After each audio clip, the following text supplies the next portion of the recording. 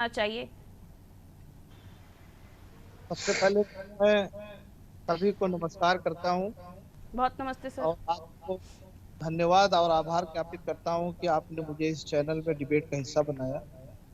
देखिए, श्रीकांत त्यागी जी का जो वीडियो वायरल है और जिस तरह से उन्होंने अभद्रता की एक महिला के साथ, वह हम लोग भारतीय संस्कृति में एक महिला को देवी के रूप में देखते हैं। निश्चित रूप से ये बड़ा ही दुखद और क्या कहते हैं कि अशोभनीय कार्य है।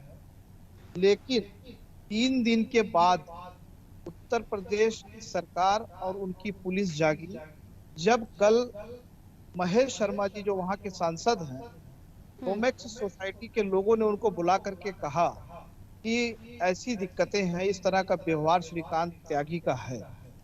तो महेश शर्मा जी ने कमिश्नर साहब को फोन लगाया कि मुझे मालूम नहीं है क्या हो रहा है और मुझे शर्म आ रही है कि ये मेरी सरकार है।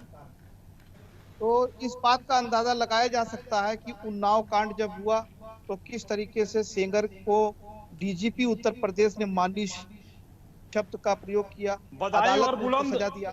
बदायूं और एक मिनट, बुलंदशहर कांड एक भी हुआ मिनट, था। सिंह साहब मेरी बात पूरी हो जाइए तब आप बोलिएगा। डिबेट का जो नहीं उसको भी याद रखिएगा, बदायूं और बुलंदशहर मैं कांड आपके जो बीच हुआ में नहीं था। बोला था, मैं आपके बीच में नहीं बोला था। सिंह साहब प्लीज मुझे कहने दीजिए, जब आपको अवसर देंगी पारुल जी तो आप अपनी बात कहिए।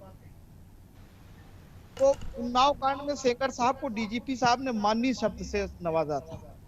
वहीं हमारे जौनपुर जनपद के सांसद रहे, केंद्रीय गृह राज्य मंत्री थे, उनके साथ भी क्या हुआ वो भी आप जानती हैं। वो बच्ची कहाँ है जो उनकी पोती की उम्र की। हाथरस की घटना में भी आपने देखा कि सर सरकार कई ने क्या सारी घटनाएं और हर घटनाओं पर चर्चा होती है, आपकी पार्टी की तरफ से आते हर हैं प्रवक्ता, घटना बातें में करते हैं, हर बैठते हैं, घटना में हम भी मेरी डिस्कशन करते हैं। घटना मेरा सवाल आज सीधा साफ ये है कि आज क्या संज्ञा देंगे जब बुलडोजर एक बीजेपी नेता के घर पर ही चला दिया तो? कि जब सरकार अगर प्रथम दृष्टिया किसी घटना पे जाग जाती है तो ये कहा जाता कि सरकार की नीयत ठीक थी। जब वीडियो वायरल हो गए, सारे दबाव पड़ गए, जब देखा कि कहीं से कोई बचने का रास्ता नहीं है तो सरकार की कार्रवाई हुई। किसी पीड़िता को न्याय मिला। मैं इतना कहूंगा कि पीड़िता अगर संतुष्ट है तो हम भी संतुष्ट हैं। चलिए, अब राजेश जी आप जवाब दीजिए कि क्यों आखिर ये लेट लतीफी हुई कार्रवाई करने में? आपको वाकई लगा कि प्रेशर इतना बढ़ गया है कि अब कार्रवाई करनी चाहिए क्योंकि बीजेपी से इस नेता का नाम जुड़ता हुआ दिख रहा है? राजेश जी। पारुल जी, सबसे पहले तो ये समझिए कि उत्तर प्रदेश की 25 करोड़ जनता योगी आदित्यनाथ जी के सरकार में पूर्णतः सुरक्षित है और वो देख भी रही है और योगी जी के नेतृत्व में वो विश्वास प्रकट भी कर रही है। तो ये हमारी सरकार कार्रवाई करती है और जैसे ही संज्ञान में आया और उसने केवल अभद्र बातें बोला था और उस पर बुलडोजर चल गया। हमारी सरकार ऐसी नहीं है कि वो कहती है लड़के हैं गलती तो हो जाती है।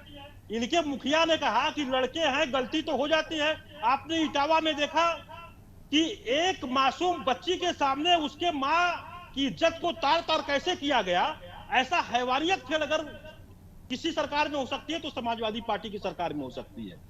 तो इनकी सरकार तो पूरी तरीके से महिलाओं के साथ, मतलब उत्तर प्रदेश की महिला न तो घर में सुरक्षित थी और न घर के बाहर सुरक्षित थी, पूरी तरीके से असुरक्षित थी इनकी सरकार में। पूरे देश को बिल्कुल भयक्रांत कर दिए थे, पूरे प्रदेश को भयक्रांत कर दिए थे।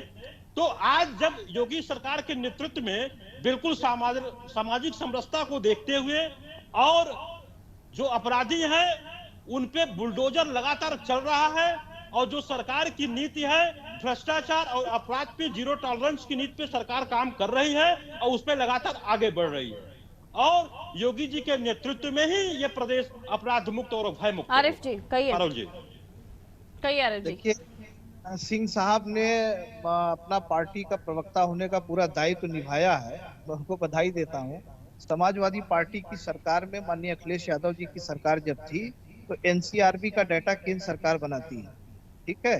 कोरोना काल में जब सड़क पर पब्लिक नहीं थी, 66 लाख से भी ज्यादा संज्ञेय अपराध मामले उत्तर प्रदेश की सरकार में यूपी में दर्ज हुए संज्ञेय अपराध।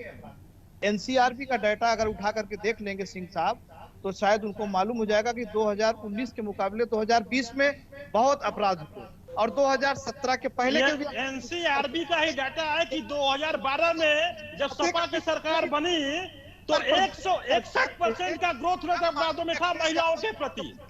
उसको आपने देखा कि नहीं देखा? ये एनसीआरबी का ही डाटा है कि 161% का ग्रोथ रेट जो महिलाओं के प्रति अपराध था वो सपा सरकार में हुआ जब उन्होंने गद्दी संभाली 2012 में। न्याय दिलाने का काम किया था। आज 100 नंबर को कहां लेकर के गई उत्तर प्रदेश की पुलिस? आज गाड़ी पूरे प्रदेश की जनता जानती है कि महिलाओं का जिस प्रकार से लेवल पर इतना प्रेशर हो गया, जिस प्रकार से उनके साथ अपराध की घटनाएं और यहाँ तक कि थानों में रिपोर्ट भी दर्ज नहीं किए जाते थे, कार्रवाई की है। रुकिए जरा, आपके भारतीय किसान मोर्चा का सदस्य है, उसकी खुद की पत्नी ने नगर में मुकदमा दर्ज कराया था उसके ऊपर। उसकी खुद की पत्नी ने लखनऊ के अंदर